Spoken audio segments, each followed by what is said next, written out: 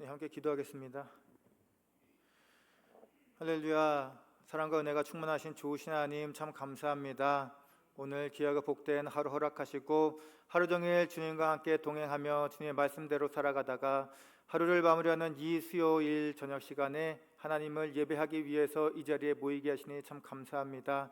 하나님, 저희들 영과 진리로 주님께 예배를 드리며 주님께 기쁨과 영광 올려드릴 수 있도록 인도하여 주시고, 말씀을 통해서 우리를 향한 하나님의 뜻을 잘 분별할 수 있도록 주님 인도하여 주시고, 또 말씀 후에 또 찬송과 기도를 통해서 우리 교회를 기도록 더욱 든든히 세워가는 그 귀한 시작점 될 수 있도록 인도하여 주옵소서. 이 모든 말씀 사랑이 많으신 우리 주 예수 그리스도의 이름으로 기도드렸습니다. 아멘. 네, 할렐루야. 네, 수요일 저녁에 우리 예배당에서 또 각자 예배 처소에서 또 하나님께 예배를 드리시는 성도님들에게 하나님의 사랑과 은혜가 함께하기를 진심으로 축복합니다. 네, 수요일 저녁인데 주일 오전 일부 예배인 줄 알았습니다. 네, 아멘 소리도 크시고, 네, 성도님 많이 나오시고요. 네, 오늘 말씀의 제목은 주님 때문에 즐거워합니다 라는 제목인데요, 우리 성도님들이 주님 때문에 행복합니다, 주님 때문에 즐거워합니다 이렇게 고백하셨으면 좋겠습니다. 최근 묵상했던 말씀 중에 역대상 18장이 있는데 이 다윗의 승전 기록에 대한 말씀이에요. 참 은혜가 되었습니다. 그래서 잠깐 성도님들과 제가 묵상했던 걸 잠깐 나누고 싶거든요. 네, 길지 않습니다. 네, 하나님은 다윗을 왕으로 세우시고요, 싸우는 전쟁마다 승리하게 하시고 다윗의 왕위를 더욱더 굳건하게 하셨습니다. 또한 이스라엘 역시 가장 약한 민족에서 벗어나서 비로소 강대국의 면모를 조금씩 이게 보이기 시작했어요. 이 부분에서 참 은혜가 되었던 부분은 역대상 8장 6절과 13절 말씀이었는데, 이 다윗의 적국만 달랐지 내용은 다 똑같았어요. 함께 역대상 18장 6절 말씀 이렇게 기록되어 있는데요, 함께 봉독해 볼까요? 자, 시작.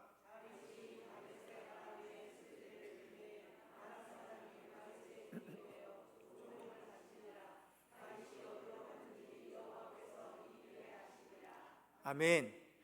여기서 다메섹 아람의 에돔을 넣으면 13절 말씀이 돼요. 이 6절 말씀인데 다메섹 아람의 에돔 넣으면 13절 말씀, 동일한 말씀입니다. 다윗이 어느 민족에 수비대를 두니 그 해당 민족이 모두 다윗의 종이 되었다는 말씀이에요. 즉 민족만 달랐지 결국 똑같은 내용으로 여호와께서 이기게 하셨다는 말씀입니다. 그런데 이 부분이 바로 우리가 늘 잊지 말아야 할 또 신앙의 원칙이 되어 뭐냐면, 우리가 어디에 있든지 여호와께서 늘 이기게 하시느니라, 이렇게 우리가 또 깨닫고 또 위로를 받을 수 있죠. 힘도 얻고요. 성경은 다윗이 어디로 가든지 승리할 수 있었던 이유를 다윗의 치밀한 작전이나 이스라엘의 군사력과 무기 또는 군인들의 사기 이렇게 얘기하지 않았습니다. 다윗이 어디를 가든지 승리할 수 있었던 이유는 방금 말씀드렸듯이 여호와 하나님께서 승리하게 해주셨기 때문에 다윗이 이길 수 있었던 것입니다. 사실 그렇지 않습니까? 하나님은 다윗이 전쟁터에서 승리할 때도 함께 하셨지만, 다윗이 사울에 쫓겨 광야의 추운 밤 쓸쓸히 별을 보며 잠을 청할 때에도, 또 피 비린내는 전쟁터에서 터져나오는 불안감과 두려움 속에서도 늘 함께해 주셨습니다. 어디로 가든지 이 구절은 오늘을 살아가는 우리에게 참 많은 것들을 느끼게 해줍니다. 하나님의 자녀에게 중요한 것은 특별하고 멋진 장소가 아니라 하나님의 임재라는 것 말입니다. 우리에게는 승리 그 자체보다 하나님과의 동행이 더욱더 소중한 거예요. 왜냐하면 하나님과 함께하면 아무리 불리한 상황이라 할지라도 하나님께서 승리하게 하시기 때문입니다. 어려운 상황 그냥 뒤집어 주세요. 그래서 최후 승리를 허락해 주십니다. 하나님이 함께 하시고 이기게 하신다는 말씀은 단지 위로의 말씀이 아닙니다. 이 말씀은요, 우리에게 총알이 빗발치는 전쟁터에서도 담대하게 살아갈 수 있는 실제적인 힘이 되어줍니다. 우리가 어디로 가든지 무엇을 하든지 누가 만나든지 간에 하나님께서 우리 인생길 함께 걸어가 주시면 우리는 어떠한 고난 속에서도 오늘 기쁘게 살아갈 수 있고요, 또 꺾이지 않는 용기 속에서 내일도 기대하게 되고요. 그래서 영적 전쟁에서 어제도 오늘도 내일도 승리하게 될 줄 믿습니다. 우리 언제나 하나님과 함께 하심으로 하나님의 사랑과 은혜뿐 아니라 또 하나님 주시는 또 회복과 승리도 경험하게 되는 우리 귀한 성원교회 성도님들 될 수 있기를 주님의 이름으로 축복합니다. 그럼 지금부터 오늘 본문 속으로 한번 들어가 볼게요. 오늘 본문은 로마서 5장 1절부터 11절까지의 말씀인데요, 바울은 이 11구절을 통해서 정말 복음의 깊이와 넓이를 아주 압축적으로 잘 설명해서 가르쳐주고 있습니다.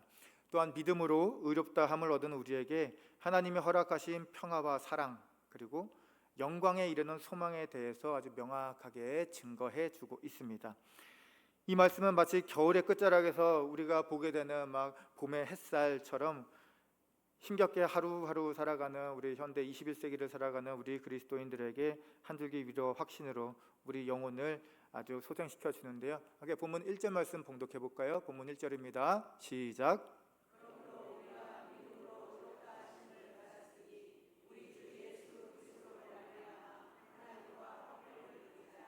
아멘. 우리 주 예수 그리스도로 말미암아 하나님과 화평을 누리자. 참 은혜가 되는 말씀입니다. 그죠? 그렇습니다. 우리가 복음을 영접함으로 의롭다 칭함을 받고 구원받아 우리와 함께 하시는 주님을 힘입어 주님 주시는 또 화평과 평강을 누리는 삶, 이러한 삶이야말로 우리가 정말 바라고 간절히 원하는 삶 아니겠습니까? 그리고 실제로 그 어떤 환난과 고난이 와도요, 믿음을 기초로 담대하고 또 여유롭게 또 고난에 대처하는 삶이 바로 우리 그리스도인들이 갖고 있는 하나님의 복된 자녀된 그 특권 아니겠습니까? 특히 본문 1절에 그러므로라는 이 접속사가요, 앞서 전개된 복음의 설명을 아주 집약해 주면서 결론을 내리는데요, 비록 우리는 정말로 죄인일 뿐이지만 믿음으로 의롭다함을 얻으며 우리의 공로가 아니라 하나님의 사랑과 은혜로 구원받았기에 그저 화평하고 또 평화를 또 누려야 한다는 것입니다. 히브리어로 샬롬은 평화, 화평이란 뜻인데, 이 샬롬은 단순히 전쟁이 없어서 우리가 화평을 누린다 이런 것이 아니라요, 하나님과의 관계가 완전히 회복되다 보니까 내 심령이 편안하고 다른 사람들과도 화평하게 되고 다른 사람들도 이해하고 존중하게 되고, 그래서 마음의 여유가 생긴다는 뜻입니다. 그래서 천국의 안식을 누리면서 하나님 주시는 모든 것을 누릴 수 있는 그 크신 은혜를 말하는 것이죠. 바울은 이제 우리는 그리스도를 통해 이 화평에 들어갔다고 선포하는데요, 우리가 주님을 통해 화평으로 들어간 것은 우리가 먼저 잘했기 때문에, 우리가 잘나서, 우리가 똑똑해서, 우리가 지혜로워서, 우리가 멋지고 아름다워서가 아니라 먼저 하나님께서 초대해 주셨기 때문입니다. 그렇습니다. 하나님과의 화목은 우리가 억지로 그 문을 우리가 아무리 큰 공로를 세워도요, 그 문 뚫고 들어갈 수 없습니다. 하나님께서 예수 그리스도의 십자가 보혈의 공로로 인해서 우리를 먼저 초대하셨고, 태초에 천지를 창조하시기 전부터 우리를 계획하셨죠. 예수 그리스도의 그 피로 우리를 초대하셨고 맞이하셨기 때문에 우리가 그 사랑의 손길에서 하나님의 사랑을 누릴 수 있도록 시작된 것입니다. 그래서 주님으로 인해 우리가 누릴 샬롬은 깨질 수 없습니다. 왜냐하면 주님은 한번 붙든 그 자녀를 한번 붙들면 절대로 놓지 않으시기 때문에 그렇습니다. 왜냐하면 이 모든 것의 주체는요, 우리의 행위나 감정이나 노력이나 그런 것들이 아니라요, 천지의 창조주 되시고 역사의 주관자 되시는 하나님께서 직접 하신 영원히 변치 않는 복음의 미쁘신 하나님의 복음의 언약이기 때문에 그렇습니다. 이제 우리 본문 2절 말씀 함께 봉독해 볼까요? 2절 말씀입니다. 시작.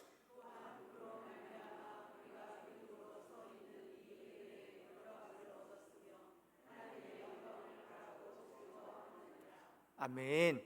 여기서 서 있는이라고 번역된 에스티카멘, 이 헬라어인데요, 한번 들어간 이후에 계속해서 그 자리에 굳게 서 있는 것을 의미합니다. 즉 은혜가 한순간에 어제 받았다고 끝나는 것이 아니라 우리가 천국 가는 그날까지 계속된다는 은혜의 지속성을 강조하는 거죠. 즉 우리가 지금 두 발을 딛고 있는 그 자리가요, 은혜의 자리인데 신실하신 하나님의 약속 위에 세워진 장소이고, 그 위에서 우리는 믿음으로 굳게 서서 하나님의 영광, 곧 장차 나타낼 또 미래의 영광을 또 바라고 기뻐하게 되고 또 즐거워한다는 것입니다. 그렇습니다. 우리의 믿음은 하나님께서 우리에게 베풀어 주신 그 과거의 용서에만 머물러 있지 않습니다. 우리가 회개해서 처음 이제 죄 씻음 받고 용서받고 또 구원 받았잖아요. 하나님 주시는 은혜는 과거에 머물러 있지 않습니다. 어떠한 한 점이 아니에요. 바로 지금 내가 서 있는 이곳에서 그때 그 은혜가 지금도 충만하게 은혜를 우리가 누릴 수 있게 되고요, 동시에 미래의 영광을 기대하는 소망을 우리가 하나님의 은혜로 품게 되는 것입니다.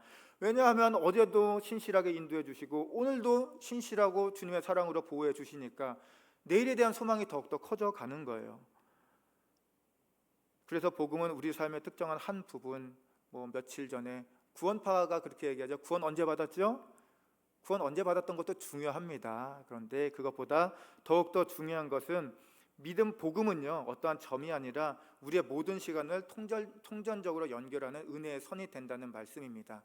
제가 참 이재철 목사님의 책으로 많은 신앙 훈련을 받았었는데, 신학교 때 목사님께서 그렇게 말씀하셨어요. 믿음은 점이 아니고 선입니다. 믿음은 알미 아니고 삶입니다 말씀하셨는데, 그렇지 않습니까? 믿음은 한순간에 우리가 믿음 은혜 받았다고 그 점이 아니라 계속 우리가 천국 가는 그날까지 이어져야 할 거고요. 믿음은 내가 성경 지식을 많이 알았다고 믿음이 커지는 것이 아니라 내가 알고 내가 경험한 바를 그대로 살아냈을 때, 삶에서 살아냈을 때, 그때 진정한 믿음이 되는 것 아닐까, 그런 생각을 해봅니다. 어제 받은 은혜로 결코 끝나면 안 되고요. 오늘도 이어져야 하고요. 내일도 이어져야 하는 것, 그게 바로 우리 믿는 성도들이 받은 은혜입니다. 어제의 죄는 주님의 피로 깨끗하게 씻겼고요. 그래서 오늘은 주님의 은혜로 평안을 누리게 되고요. 그리고 내일은 주님의 영광으로 충만할 것을 믿고 기다리는 우리 성도의 삶, 이것이 바로 바울이 말한 복음의 평안과 기쁨을 누리는 성도들의 삶입니다. 그런데 바울은 한 걸음 더 나아가서 놀라운 선포합니다. 3절과 4절 말씀 함께 봉독해 볼까요? 3절 4절입니다. 시작.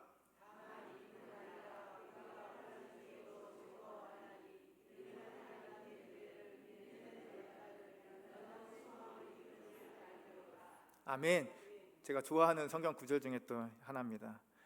참 멋진 말씀입니다. 그런데 환난은 인내를 낳고 인내는 연단을 낳고 연단은 소망을 이루게 한다는 말씀인데, 이게 무슨 뜻일까?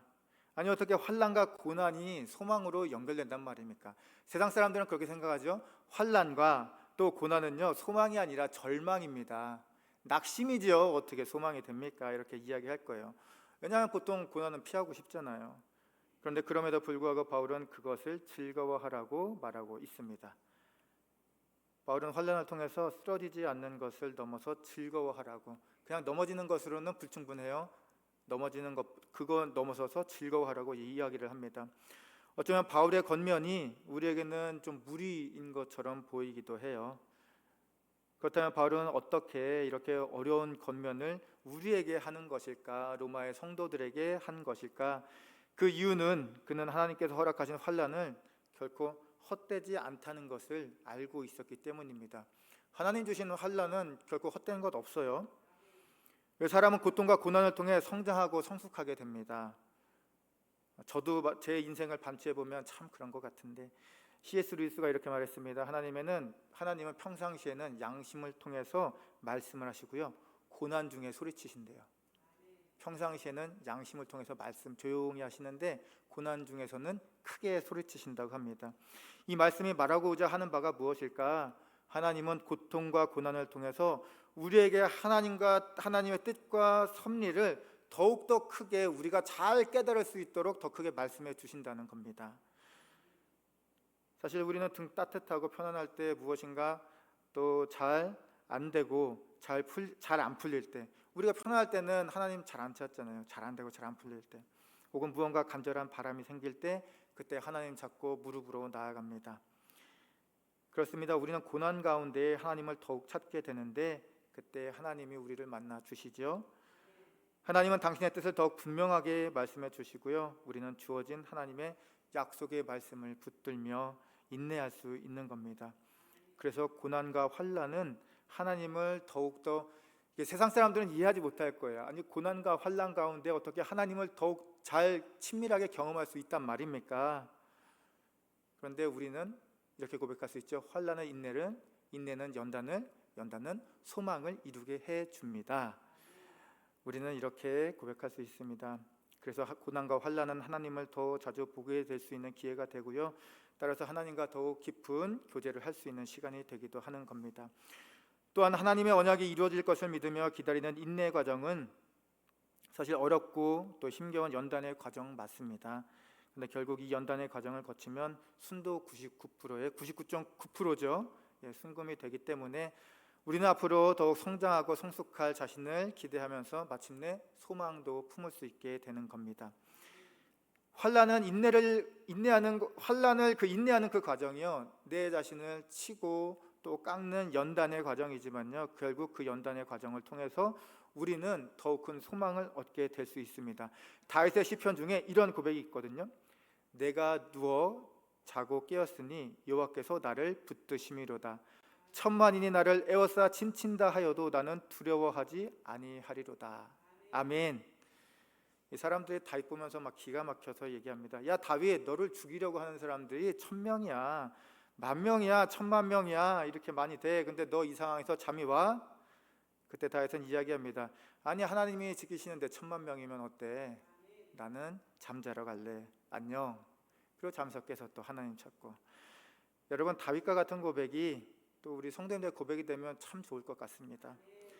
사실 예수님을 믿는다고 해서 모든 고난이 피해가지는 않습니다. 예수님 믿어도요, 충분히 가난해질 수 있어요. 질병에 걸릴 수 있습니다.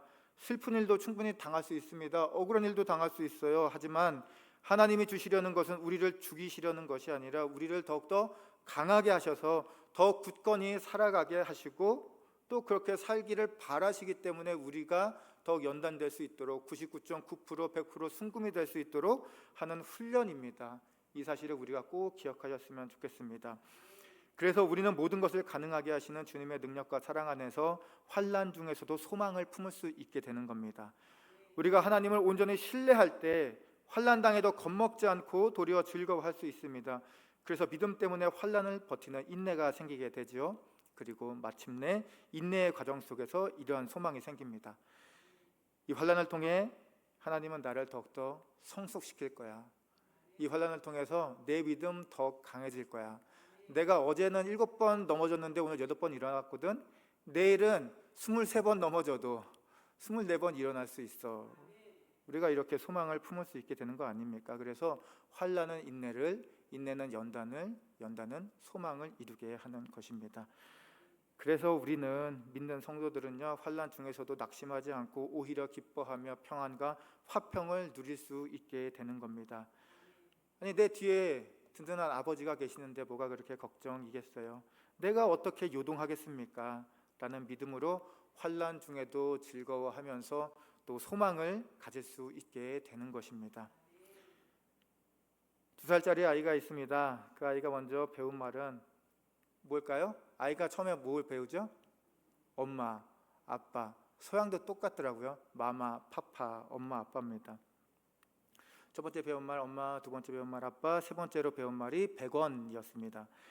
형들 따라서 슈퍼마켓 다니다가 돈의 가치를 배웠어요. 100원 주면 뭐 사탕도 주고 뭐 장난감 시계도 주고 뭐 이렇구나. 100원의 가치를 알게 되니까 욕심이 생겼습니다. 그리고 그 욕심을 이루려고 말을 더 배웠어요. 그래서 하는 말이 엄마 100원, 아빠 100원. 처음에는 엄마 배웠죠. 아빠 배웠어요. 세 번째는 100원이었어요. 어느 날 아이가 아빠에게 아빠 100원이라고 말했습니다. 아빠가 주머니를 막 이렇게 뒤지는데 웬걸 100원짜리는 없고 500원짜리가 있는 거예요. 어쩔까 하다가 이 아이가 500원짜리 할까? 그리고 500원을 딱 주었는데 문제가 생겼습니다. 뭐냐면 이 500원짜리는 100원짜리가 아니잖아요. 이 아이는 모르는 거예요. 500원짜리를 받고 나니까 100원 같기도 하고 아닌 것 같기도 하다가 결국은 100원짜리가 아니라는 생각에 500원짜리를 땅바닥에 이렇게 던졌습니다. 그래서 아빠 100원, 아빠 100원을 외치면서 때를 썼습니다. 이 예화를 이렇게 보면서 저도 채원이가 생각났거든요. 채원이도 항상 이렇게 1,000원짜리 주다가 10,000원짜리 이렇게 주니까 10,000원짜리 1,000원짜리 달라고 막 계속 그러는 거예요. 그 가치를 모르고 말이죠. 아무튼 이 2살짜리 아이가 참 귀엽지만 다 커서 장성했음에도 불구하고 이런다면 조금 근심이 쌓일 것 같아요. 한번 생각해봐요. 500원의 가치를 알고 있는 사람은 500원의 가치를 알고 있는 사람에게 100원은 뭐 별거 아닙니다. 이것을 우리 신앙으로 한번 적용해 볼게요. 세상에 주는 가장 큰 행복은 100원짜리입니다. 그런데 하나님이 주시는 행복과 평안은 500원짜리입니다. 수치가 너무 작은가요? 10,000원으로 할까요? 세상이 주는 행복은 100원짜리라고 하면 하나님 주시는 또 행복과 기쁨은 그래 1억입니다. 네, 10억입니다. 네. 그럼 이렇게 아멘 소리가 더 커지면 제가 더 올릴 수밖에 없는데. 네. 우리에게 참된 평안을 주는 것은요, 세상의 그 어떠한 것들로 얻어지는 것이 아니라 하나님 나라와 그 의를 구할 때, 그리고 그대로 구하는 대로 살아갈 때 그때 얻어지게 됩니다. 우리의 신앙이 처음에는 100원짜리로 시작하겠지만 점차 200원의 가치를 알게 되고 또 500원의 가치를 알게 되고 1000원짜리의 가치를 알게 되는 것처럼 날마다 성장하며 믿음 안에서 더 큰 기쁨과 평안을 누릴 수 있을 겁니다. 우리 함께 보면 5절 말씀 봉독해 볼까요? 5절 말씀입니다. 시작.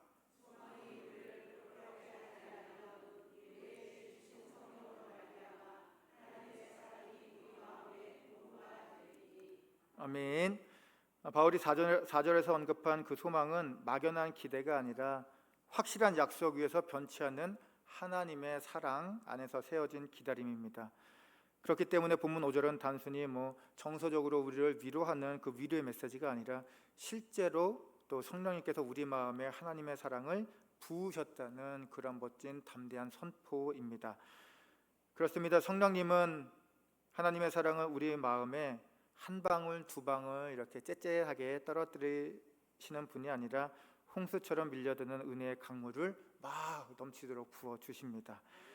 그렇기 때문에 우리가 주님 안에서 환난의 인내는 소망을 얻게 될 때 그 소망이 우리를 절대 부끄럽게 만들지 못하는 것입니다. 왜냐하면 그 소망이요, 단순한 어떤 사람들의 그런 환상이 아니라 실제로 역사하시는 하나님의 사랑과 그 언약의 그 믿음 위에 기초로 하기 때문에 그렇습니다.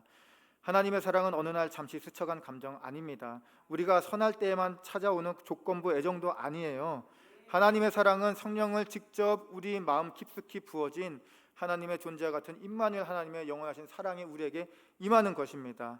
그 사랑은 마치 마른 땅에 쏟아지는 장대비처럼 우리의 심령 깊은 곳까지, 아주 깊은 곳까지 적셔들고 스며들게 되고요, 결국은 우리 존재 전체에, 그리고 우리 삶 전체에 아주 촉촉하게 적셔주게 될 겁니다. 바울은 이 사랑의 구체적인 증거를 6절부터 자세히 설명하는데 6절 말씀 함께 봉독해 볼까요? 6절입니다. 시작.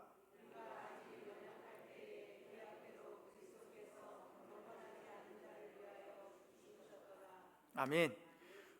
6절에서 연약할 때란 우리가 힘이 없어서 육체적으로 연약하고 나약하고 무기력하고 이런 상태겠어요. 영적인 무력함, 무능력함을 아마 의미하는 걸 거예요.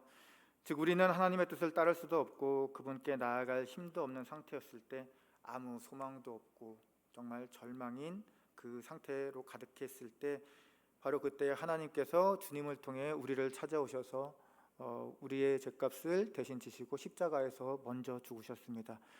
그래서 이제는 우리가 예수 그리스도의 복음 안에서 구원받아 천국 백성 된 겁니다. 참 놀라운 기적입니다. 세상에서 대통령 된 것보다, 세상에서 로또 10번 맞은 것보다 정말 더욱 대단한 사건 아니겠습니까? 우리는 주님의 피값으로 지옥 백성이었는데요, 이제 천국 백성 되었습니다.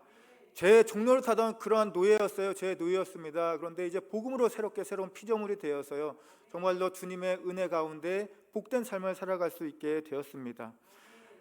어쩌면 지금 많은 사람들의 눈에, 아니 확실하죠, 많은 사람들의 눈에는 더 높은 지위와 권력과 물질이 더욱, 또 명예와 인기가, 또 나를 알아주는 평판, 이게 더욱더 중요하게 보일지도 모르겠습니다.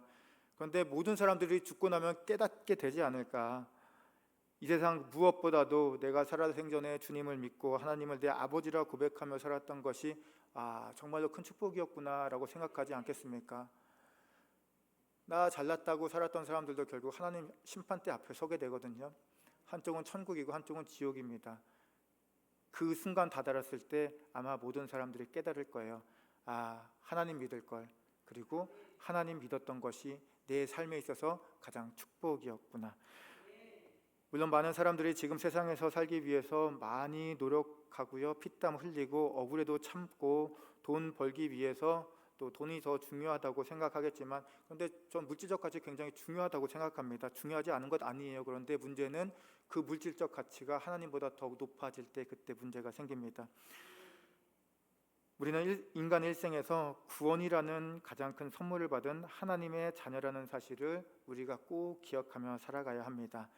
짧은 80년이라는 인생의 관점이 아니라 영생의 관점에서 보면 돈은 구원받은 것과는 비교할 수 없을 만큼 정말 작은 것이기 때문입니다.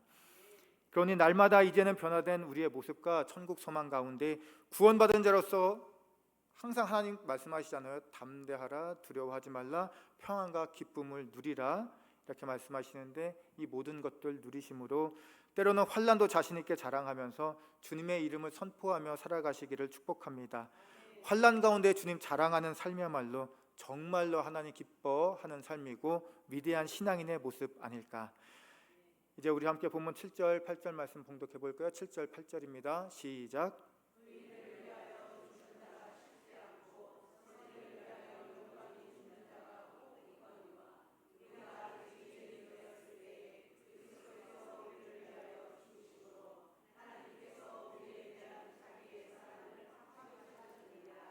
아멘. 우리가 영과 육이 모두 무기력해 있을 때 그때 우리 주님께서 죽으셨다는 사실은 정말로 말로 형용할 수 없는 감동과 은혜를 줍니다. 본문 7절이 바로 그 감동을 더욱 찬양하고 있는데 7절 말씀은요, 인간적인 관점에서 최고의 윤리와 도덕을 가진 사람도 타인을 위해서 생명을 내어주는 일이 매우 어렵다는 건 말씀해 주고 계세요. 그렇습니다. 사람이 아무리 성인이라고 해도 다른 사람을 위해 목숨 희생하는 것 정말 쉽지 않습니다. 거의 불가능합니다. 그런데 이제 8절 말씀을 보니까 이제 성삼위 하나님의 사랑이 점점 절정으로 치달아가고 있습니다. 주님은요, 우리가 회개한 후에 의인 되었을 때가 아니라 아직 죄인 되었을 때 십자가에 달려 죽으셨다고 그렇게 선포하십니다. 그러니까 이 사건이야말로 정말 은혜의 선포잖아요. 착한 사람도 의인도 아니고요, 오히려 죄인이고 악한 우리인데, 실수투성인데 하나님께서 먼저 찾아오시고 은혜를 베풀어 주신 겁니다. 그러니 하나님의 사랑이 얼마나 크고 깊고 넓단 말입니까?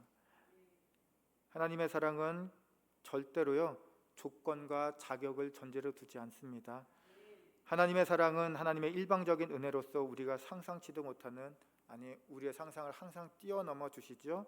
그래서 베풀어 주시고 또 그래서 크고 넓은 하나님의 깊으신 사랑입니다. 사람들은 많이 갖고 힘과 권력이 있고 매력적인 사람들을 찾아 나서지만 오히려 하나님은 더럽고 추한 우리가 죄인 되었을 때 우리 먼저 찾아오셨습니다. 그리고 우리의 죄악된 모습을 그대로 안고 십자가 위에서 그 넓고 기쁘신 사랑을 보여주셨습니다. 여기서 확증하셨느니라 라는 말을 달리하면 확증이란 증명하다, 실제로 드러내다 라는 뜻일 텐데요, 하나님의 사랑은 단지 말만 한 사랑이 아니라 십자가라는 역사적인 사건 속에서 그 사건을 통해 실제로 증명된, 확증된 그러한 사랑입니다. 말로만 하는 사랑 아닙니다. 글로만 써있는 사랑 아니에요. 실제 역사적으로 일어난 역사 속에서 우리에게 보여주신 크고 넓고 기쁘신 사랑입니다. 십자가가 바로 하나님 사랑의 증거예요. 그래서 우리는 절대로 하나님 사랑을 의심해서는 안 됩니다. 왜냐하면 그 사랑을 주님의 실제적인 희생과 행동으로 하나님께서 그 사랑을 그 십자가에서 바로 보여주셨기 때문에 그래요. 이제 함께 11절 말씀 봉독해 볼까요? 11절 말씀입니다. 시작.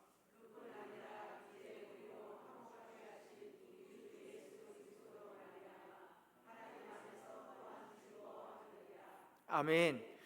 바울은 11절에서 이제 복음의 열매를 기쁨으로 요약을 했습니다. 그뿐 아니라 라는 표현은 앞에서 말한 모든 구원의 혜택을 이를테면 칭의, 화평, 소망, 환난 이러한 것들을 의미하겠죠. 물론 이 모든 것들은 참 놀라운 일이지만 하나님은 이 모든 것을 뛰어넘어 우리에게 당신 안에서 즐거워하는 삶을 허락하셨다고 바울은 말씀합니다. 그렇습니다. 우리가 믿음과 확신 가운데 기뻐할 수 있는 것은 우리가 특정한 좋은 상황이나 감정에 따른 것이 아니라 구원에 기초한 또 복음 때문이고요. 이 십자가의 복음이 우리를 기쁨으로 인도해 줍니다. 여기 모이신 귀하신 성도 여러분, 우리가요 처음에 하나님의 자녀가 되면 화평을 누립니다. 그리고 이어서 소망을 자랑하거든요. 그런데 마지막에는 결국 하나님 안에서 즐거워합니다. 이것이 바로 하나님의 자녀된 우리들이 갖는 특권이고요, 우리가 가질 수 있는 권리입니다. 그래서 우리는 더 이상 외적인 조건이나 삶의 결과에 흔들리고 슬퍼하고 기뻐하지 말고요, 하나님과 함께 하는 것, 하나님과 동행하는 것, 그 하나만으로도 우리가 충분히 기뻐할 수 있지 않겠습니까? 세상이 줄 수 없는 기쁨과 환경을 초월한 기쁨, 그리고 하나님 안에 있는 기쁨을 누리는 삶, 와, 이게 얼마나 멋있는 삶이에요. 우리 성업교회 성도의 삶이 이와 같았으면 좋겠습니다. 세상에서의 업적과 성공보다 하나님의 임재 때문에 더욱더 감사하고요. 또 세상의 금은부화보다, 금은부화도 좋죠. 성도님 많이 누리셨으면 좋겠어요. 그런데 그것보다 주님 때문에 더 행복하셔서요, 주님의 삶의 최우선 가치가 되어서 최고이신 주님께 최고의 것을 항상 매일매일 올려드리는 귀하고 복된 성업교회 성도님들 될 수 있기를 주님의 이름으로 축복합니다. 함께 주님과 같이 찬양하시고요, 기도하는 시간 갖겠습니다.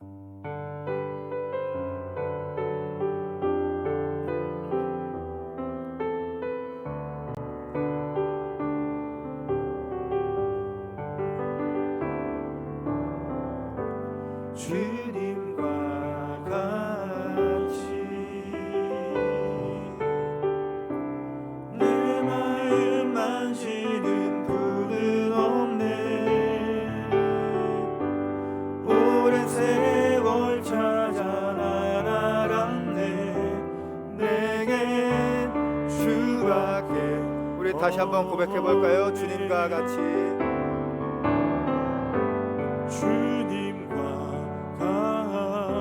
내 마음 만지는 분은 없네.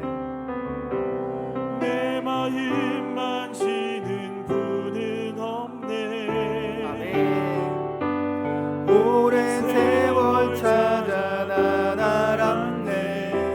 내게 주밖에 없네. 주자비가 같이 손길 지루하네.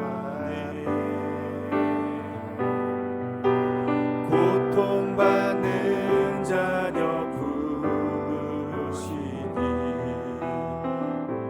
주밖에 없네. 주님과 같이.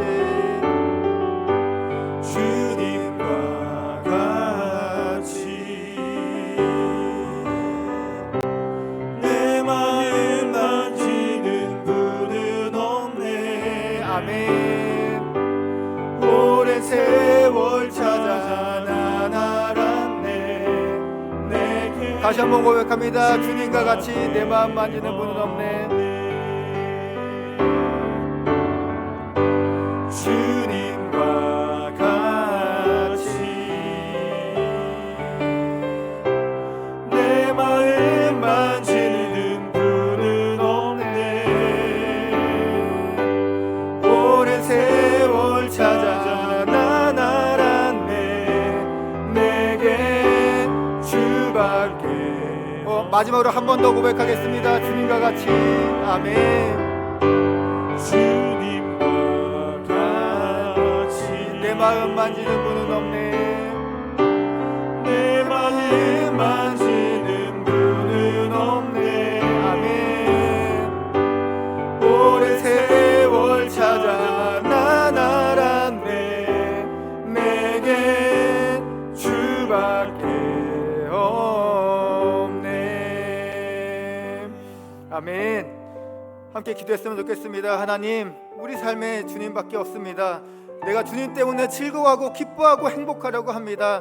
하나님, 부족한 우리의 인생일지라도 하나님께서 힘주시고 지혜 주시고 능력 주시면 늘 주님의 은혜 가운데 기뻐하게 될 줄 믿사오니 하나님 안에서 늘 기뻐하고 쉬지 말고 기도하고 범사에 감사하며 주님께 기쁨과 영광을 올려드리고 또한 주님 원하시는 삶을 살아가는 거룩한 성도의 삶을 살아갈 수 있는 우리 성교회 성도인들 될 수 있도록, 그리고 우리 성도인들이 섬기는 복되고 아름다운 성원교회 될 수 있도록 우리 주여 한 번 부르시고 통성으로 기도하시겠습니다. 주여, 할렐루야. 사랑과 은혜가 충만하신 좋으신 하나님 참 감사합니다. 하나님, 복된 하루를 허락하여 주시고 하나님과 열심히 또 하나님 말씀을 기도로도 열심히 살아가다가 충성되게 살아가다가 하루를 마무리하는 이 소중한 저녁 시간에 하나님 전에 나와서 또 각자 예배처에서 주님께 영과 진리로 예배를 드리게 하시니 참 감사합니다. 하나님, 주님 때문에 기뻐하고 즐거워하기를 원합니다. 주님 때문에 행복하기를 원합니다. 주님 때문에 담대하게 살아가기를 원합니다.